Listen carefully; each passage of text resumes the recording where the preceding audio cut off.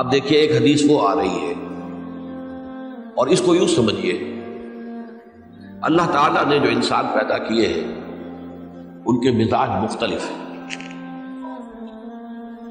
ان میں کچھ لوگ ہوتے ہیں جو قوی ہوتے ہیں ارادے کے، جو فیصلہ کر لیا ڈٹ گئے۔ کچھ لوگوں میں وہ قوت ارادی اتنی مضبوط نہیں ہوتی، وہ ادھر ادھر سوچتے رہتے ہیں۔ کچھ لوگ جسمانی طور پر بہت توانا ہوتے ہیں، کچھ لوگ جسمانی طور پر پیدائشی طور پر کمزور ہوتے ہیں۔ تو اگر کوئی قوت ارادی کمزور رکھنے والا شخص ہے، وہ بھی تو اللہ کی تخلیق ہے، اللہ کا بندہ ہے، خطاؤں کا ظہور ہو جاتا ہے، توبہ کرتا ہے، پھر کچھ عرصے کے بعد پھر خطا کا ظہور ہو جاتا ہے، پھر توبہ کرتا ہے۔ تو ہم تو یہ سمجھیں گے کہ ایک حد کے بعد پھر اس کی توبہ قبول نہیں ہونی چاہیے، لیکن حدیث سنیے۔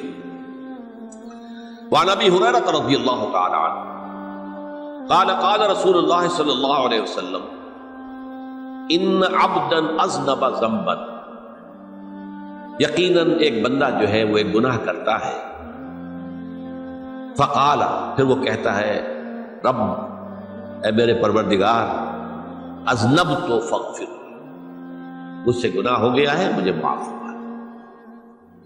فقال ربہ، تو پروردگار یہ کہتا ہے اعلم عبدی ان لہ ربا یغفر الذنب ویأخذ بہ، میرا یہ بندہ یہ جانتا ہے کہ اس کا ایک رب ہے جو گناہ معاف بھی کر سکتا ہے اور سزا دے بھی سکتا ہے۔ کیا معنی ہوئی؟ گناہ اس نے کیا ہے لیکن جانتا ہے اللہ کو کہ وہ معاف بھی فرما سکتا ہے، تبھی تو وہ اللہ سے معافی کی درخواست کر رہا ہے۔ اس کے اس جاننے کی بنیاد پر، اس کے اس علم کی بنیاد پر، اس کے اس ایمان کی بنیاد پر فرمایا غفرت لعبدی، میں نے اپنے بندے کو معاف کر دیا۔ ثم مکث ما شاء اللہ، پھر وقت گزرا جتنا کہ اللہ نے چاہا۔ ثم اذنب ذنبا، پھر اس سے گناہ ہو گیا۔ فقال رب اذنبت ذنبا فاغفر، پھر کہتا ہے پروردگار مجھ سے گناہ ہو گیا، پھر مجھے معاف فرما دے۔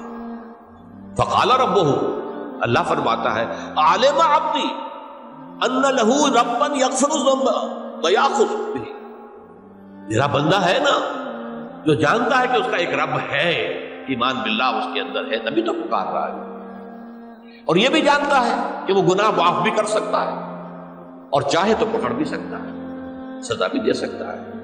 تو فرمایا، اللہ تعالیٰ فرماتے ہیں میں نے فرمایا کہ میں نے معاف کر۔ ثم مکث ما شاء اللہ، پھر ایک عرصہ گزرا اس کے بعد۔ ثم اذنب ذنبا، پھر اس نے گناہ کیا۔ قال رب اذنبت ذنبا آخر، اس نے کہا پروردگار میں نے تو پھر ایک اور گناہ کر دیا، فاغفر لی، مجھے بخش دے۔ فقال اعلم عبدی ان لہ ربا یغفر الذنب ویأخذ بہ، میرا بندہ جانتا ہے نا کہ اس کا ایک رب ہے جسے وہ پکار رہا ہے، اور وہ جانتا ہے کہ اسے اختیار حاصل ہے کہ چاہے تو بخش دے اور چاہے تو پکڑ لے۔ اس کے اس علم، اس ایمان کی بنیاد پر میں نے اسے معاف کر دیا۔ ایک اور حدیث، میں نے چونکہ اس گفتگو کے لیے ان احادیث کا تفحص کیا ہے، یہ تو بہت ہیں حدیثیں، میں نے ان میں سے کچھ چنی ہے۔ ہمارے بعض واعظ ناصح وہ بھی کسی شخص کو روکتے رہے، برائیوں سے روکتے رہے، نہیں رکتا، تو کہیں غصے میں آ کے اللہ تجھے کبھی معاف نہیں کرے گا۔ یہ کتنا بڑا جرم ہے، اس کا اندازہ کیجئے اس حدیث سے۔ تو میرے بندے کو میری رحمت سے مایوس کر رہے تھے، کتنا بڑا جرم ہے اس کا اندازہ کیجئے۔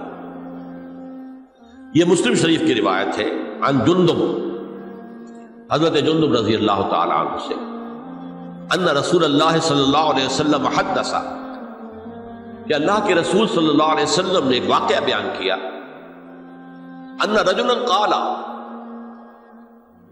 کہ ایک شخص نے یہ کہا، واللہ لا یغفر اللہ لفلان، کہ خدا کی قسم اللہ تعالیٰ فلاں شخص کو کبھی معاف نہیں کرے گا۔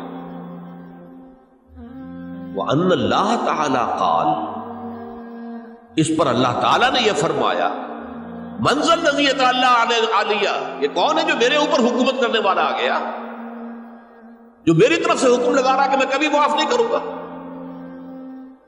منزل الذی، کون ہے وہ شخص، الذی یتعالی علیہ انی لا اغفر لفلان، کہ میں فلاں شخص کو کبھی معاف نہیں کروں گا، قد غفرت لفلان، اس کو تو میں نے معاف کر دیا، واحبطت عملہ، اس شخص کے تمام اعمال میں نے ضائع کر دیے کہ تم نے میرے بندے کو مایوس کیا۔ یہ ہے جرم کی کام۔ تو توبہ کی دعوت دیتے رہو، توبہ کے لیے لوگوں کو آمادہ کرتے رہو، توبہ جو ہے اس کے لیے ترغیب دیتے رہو۔ اللہ تعالیٰ معاف فرمانے والا بات۔